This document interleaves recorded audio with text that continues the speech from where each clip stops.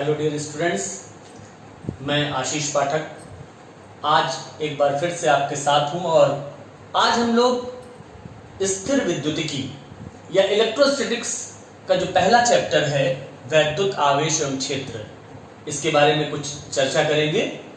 तो इस चैप्टर में जो सबसे पहली चीज मैं आपको बताना चाहूंगा वो आपके सामने जो हेडिंग में लिखी हुई है उसका जो पहला हमारा वर्ड है वैद्युत आवेश, या जिसे हम कहते हैं इलेक्ट्रिक चार्ज या वैद्युत आवेश के बारे में मैं आपसे चर्चा करूंगा कि इलेक्ट्रिक चार्ज या वैद्युत आवेश होता क्या है। इलेक्ट्रिक चार्ज को हम आपके सामने उसका कॉन्सेप्ट दे, इसके लिए मैं आपको बताना चाहूंगा कि सबसे पहले लगभग 2500 वर्ष अगर आज से लगभग जोड़े जाएं तो लगभग आज से 2500 या 2500 वर्ष पहले यूनानी एक दार्शनिक थे थेल्स नाम के। थेल्स ने देखा कि एक पदार्थ है अंबर नाम का एक पदार्थ है, और इसको जब ऊन से रगड़ा जाता है तो इसके अंदर एक विशेष गुण उत्पन्न हो जाता है। और ये विशेष गुण क्या था? जब अंबर को ऊन से रगड़ा गया तो अंबर के अंदर जो विशेष गुण आया उसके हिसाब से उसने छोटी छोटी वस्तुओं को अपनी ओर आकर्षित करना शुरू किया, खींचना शुरू किया। और वो छोटी वस्तुएं थी जैसे छोटे छोटे तिनके, कागज के छोटे छोटे टुकड़े, उनको अपनी ओर खींचना शुरू किया। उसके अंदर ये गुण आ गया अंबर को ऊन से रगड़े जाने पर। लेकिन इस बात पर आगे बहुत चर्चा नहीं हुई और ये बात ज्यों की त्यों पड़ी रही। उसके बाद सन 1600 में सबसे पहले फिर से डॉक्टर गिलबर्ट, ये इंग्लैंड के थे डॉक्टर गिलबर्ट, इन्होंने कुछ ऑब्जर्वेशंस किए, कुछ इन्होंने परीक्षण किए, देखे इन्होंने, और इन्होंने पाया, डॉक्टर गिलबर्ट ने पाया कि कुछ और ऐसी वस्तुएं हैं जिनके अंदर भी वही गुण कुछ वस्तुओं से रगड़े जाने पर उत्पन्न हो रहा है, जिसकी चर्चा थेल्स ने पहले की थी अंबर को लेकर के। और डॉक्टर गिलबर्ट ने बताया कि जो हमारी कांच की छड़ है या जो हमारे पास आबनूस की छड़ है, इन दोनों में भी ये गुण उत्पन्न होता है। लेकिन कब उत्पन्न होता है?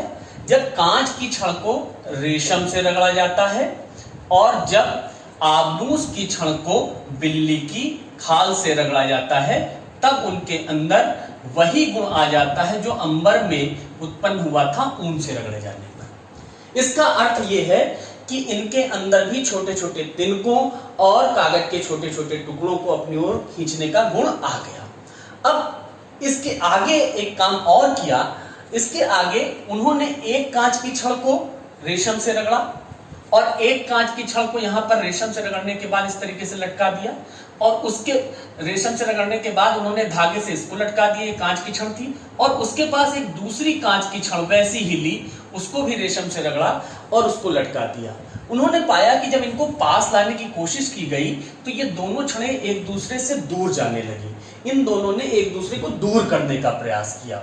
उसी प्रकार से उन्होंने आबनूस की 2 छड़ें ली, उन दोनों को बिल्ली की खाल से रगड़ा, और उन दोनों को भी जब लटकाया तो वो दोनों भी एक दूसरे को दूर करने का प्रयास करने लगी, एक दूसरे से दूर जाने लगी।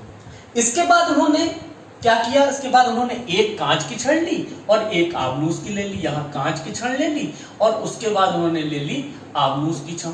और जब उन्होंने देखा कि कांच और आबनूस की छड़ को यहां लटकाया जाता है क्रमशः रेशम और बिल्ली की खाल से रगड़ने के बाद, तो ये दोनों एक दूसरे की ओर आने का प्रयास कर रहे थे।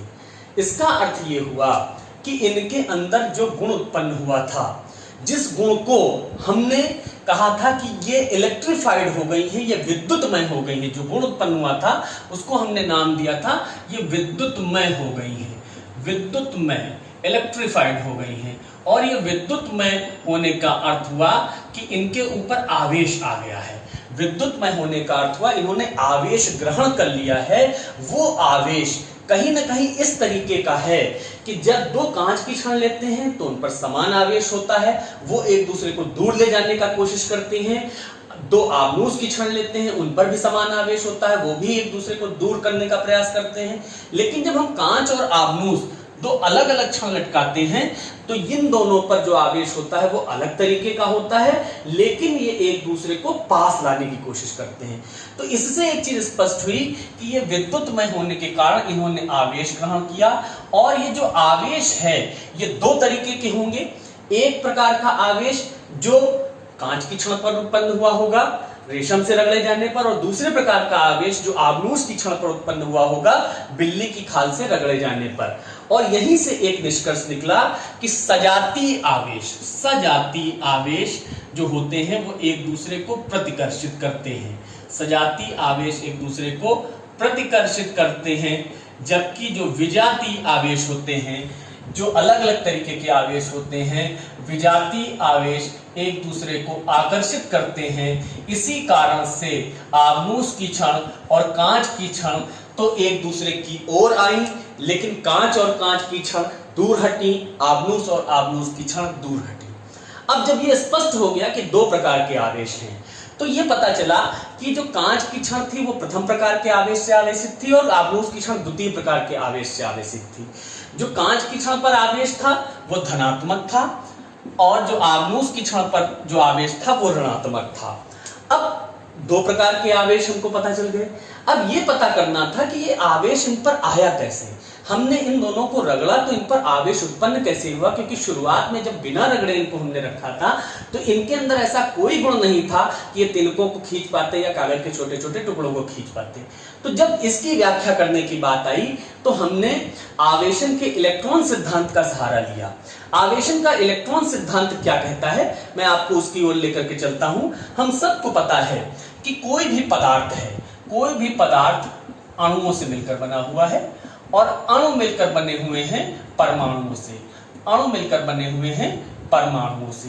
तो हम ये कह सकते हैं सामान्य अवस्था में कि पदार्थ की एक छोटी इकाई परमाणु है, और परमाणु की संरचना आप सबको पता है। परमाणुओं में एक धनावेशित नाभिक होता है, और उसके चारों ओर विभिन्न कक्षाओं में इलेक्ट्रॉन जो होते हैं वो नाभिक की परिक्रमा करते हैं, यहाँ पर ये परिक्रमा किया करते हैं। अब जो नाभिक है जो हमारे पास बीच में होता है, भारी स्थान होता है, तो इसके अंदर हमारे पास दो तरीके के कण होते हैं। एक प्रोटॉन जो हमारे पास धनावेशित होता है, और दूसरा न्यूट्रॉन जिसके ऊपर कोई आवेश नहीं होता है। ये दोनों नाभिक के भीतर रहते हैं, जबकि जो इलेक्ट्रॉन है जो बाहर की कक्षाओं में परिक्रमा कर रहा है ये ऋणावेशित कण होता है, इसके ऊपर ऋणात्मक आवेश होता है। सामान्य अवस्था में नाभिक के भीतर प्रोटॉनों के कारण, नाभिक के भीतर प्रोटॉनों के कारण पाया जाने वाला कुल धनावेश इलेक्ट्रॉनों के कुल ऋणावेश के बराबर होता है। तो जब कुल धनावेश बराबर कुल ऋणावेश होता है तो हमारे पास जो परमाणु है वो विद्युतः उदासीन हो जाता है। इलेक्ट्रिकली न्यूट्रल यानी कि परमाणु सामान्य अवस्था में विद्युतः उदासीन होता है, इलेक्ट्रिकली न्यूट्रल कहा जाता है।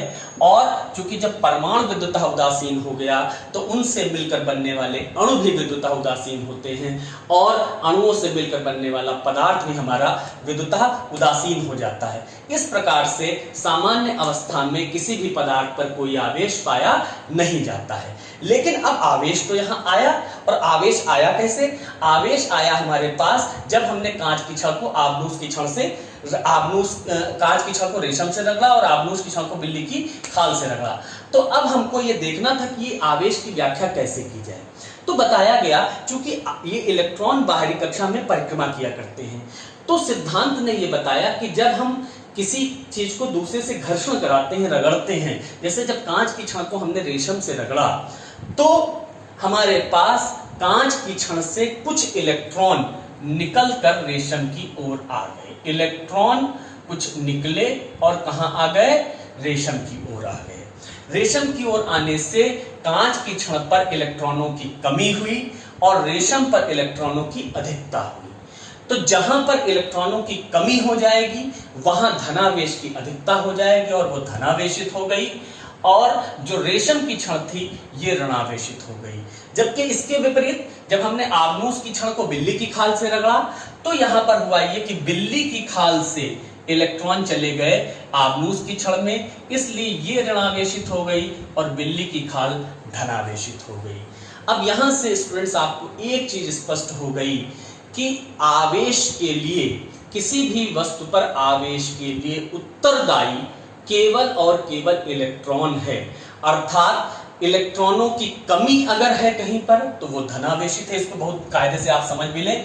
अगर इलेक्ट्रॉनों की कमी है कहीं भी, इलेक्ट्रॉनों की कमी कहीं भी अगर होती है तो वो हो जाएगी हमारे पास धनावेशित, और अगर इलेक्ट्रॉनों की अधिकता कहीं होगी, इलेक्ट्रॉनों की अधिकता कहीं होगी तो वो हो जाएगी हमारे पास ऋणावेशित। इसका मतलब इलेक्ट्रॉन ही जिम्मेवार है किसी भी वस्तु के ऊपर आने वाले आवेश का। अब जब इलेक्ट्रॉन जिम्मेदार है किसी भी वस्तु पर आवेश होने का, तो हमने कहा कि इलेक्ट्रॉन पर आवेश होता कितना है उसकी भी गणना हमको करनी चाहिए, वो भी पता होना चाहिए। तो बताया गया कि इलेक्ट्रॉन के आवेश को स्मॉल ई से प्रदर्शित करते हैं और इसका मान 1.6 × 10⁻⁻19 कूलाम होता है। ये कूलाम आवेश का मात्रक है। अपेक्षाकृत हम ये कहेंगे कि कूलाम आवेश का बड़ा मात्रक है। व्यवहारिक मात्रक हम माइक्रो कूलाम यूज करते हैं जो 10⁻⁻6 कूलाम के बराबर होता है, लेकिन इलेक्ट्रॉन पर पाया जाने वाला आवेश 1.6 × 10⁻⁻19 कूलाम होता है। कूलाम आवेश का मात्रक है और यह आवेश प्रकृति में पाया जाने वाला सबसे छोटा आवेश है। इसी कारण से इसको मूल आवेश भी कहते हैं। इलेक्ट्रॉन के आवेश को मूल आवेश भी कहा जाता है।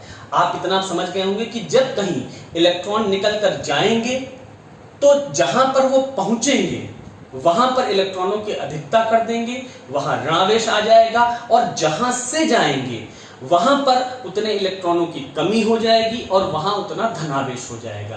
कारण इलेक्ट्रॉन ही हैं। इसलिए ये जितने भी आवेश हैं वो सब इलेक्ट्रॉनों के द्वारा ही बने हुए हैं। जिस प्रकार से सारे पदार्थ परमाणुओं के द्वारा बने हुए हैं, इसलिए इस तथ्य को आवेश की परमाणुकता भी कहते हैं।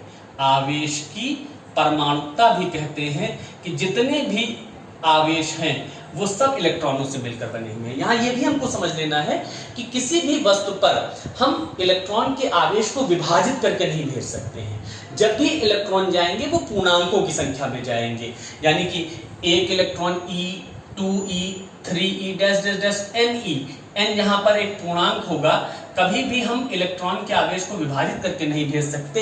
इसलिए जितने भी हमारे आवेश हैं वो सब इलेक्ट्रॉनों के आवेश से मिलकर बने माने जाते हैं और इसे हम आवेश की परमाणुकता कहते हैं। अब यहीं पर हम जल्दी से एक चीज और जान लेते हैं। एक सिद्धांत आपको बताया जाता है कि आवेश संरक्षण का सिद्धांत इसे कहते हैं। आवेश संरक्षण का सिद्धांत यही बहुत आसानी से समझ में आ जाता है।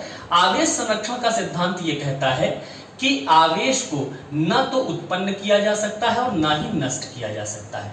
इसका बहुत स्पष्ट उदाहरण आप यहाँ देख सकते हैं कि जब हमने कांच की छड़ को रेशम से रगड़ा तो जितने इलेक्ट्रॉन कांच की छड़ से निकल करके रेशम में आए उतने ही इलेक्ट्रॉनों की कमी कांच की छड़ में हो गई। अर्थात जिस मात्रा का धनावेश कांच की छड़ पर उत्पन्न हुआ उसी मात्रा का ऋणावेश रेशम पर उत्पन्न हुआ। इसी प्रकार से जब हमने आव्यूह की छड़ को बिल्ली की खाल से रगड़ा तो जितने इलेक्ट्रॉन बिल्ली की खाल से निकलकर आव्यूह की छड़ पर गए उतने ही इलेक्ट्रॉनों की कमी बिल्ली की खाल पर हो गई। इसलिए जितना ऋणावेश आव्यूह की छड़ पर उत्पन्न हुआ उतना ही धनावेश बिल्ली की खाल पर उत्पन्न हुआ।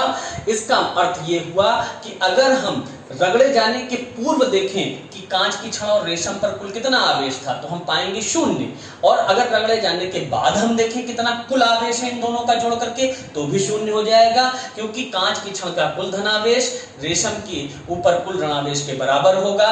इसी प्रकार से आव्यूह की छड़ का कुल ऋणावेश बिल्ली की खाल के कुल धनावेश के बराबर होगा, जोड़े जाने पर 0 होगा।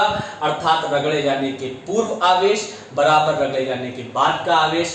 आवेश को न तो उत्पन्न किया जा सकता है और न नष्ट किया जाता है। इसे ही आवेश संरक्षण का सिद्धांत कहते हैं। तो आज के हम लोगों ने लेक्चर में कुछ बहुत महत्वपूर्ण चीजें जानी कि आवेश कैसे उत्पन्न होते हैं, क्या कॉन्सेप्ट है आवेश संरक्षण का, सिद्धांत क्या है और आवेशन का इलेक्ट्रॉनिक सिद्धांत क्या है। स्टूडेंट्स, इसके साथ आज हम अपनी बात को यहीं समाप्त करेंगे। नेक्स्ट लेक्चर में एक बहुत इंटरेस्टिंग टॉपिक के साथ आपसे फिर जुड़ेंगे। Many many thanks. Stay safe.